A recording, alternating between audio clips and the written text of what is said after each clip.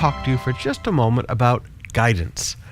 In the book of Galatians chapter 5, Paul says, "Since we live by the Spirit, let us keep in step with the Spirit." In other places, the Bible teaches about the path of the righteous is like the light of dawn. It shines brighter and brighter. Too often, you and I, when we come to God for guidance, we want God to show us everything, every detail right now. But it doesn't work like that.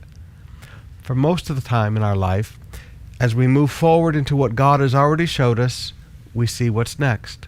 We literally put our footsteps in the footsteps of the Holy Spirit. We keep in step with the Spirit. So rather than worry about next month or next year, why don't you just get a little bit more focused on doing exactly what the Holy Spirit wants you to do today? If you will learn to keep in step with the Spirit, you will always be where you're supposed to be, and you will always be doing what you're supposed to be doing, and you will always be right there where the opportunity has been prepared, and it wasn't a big decision.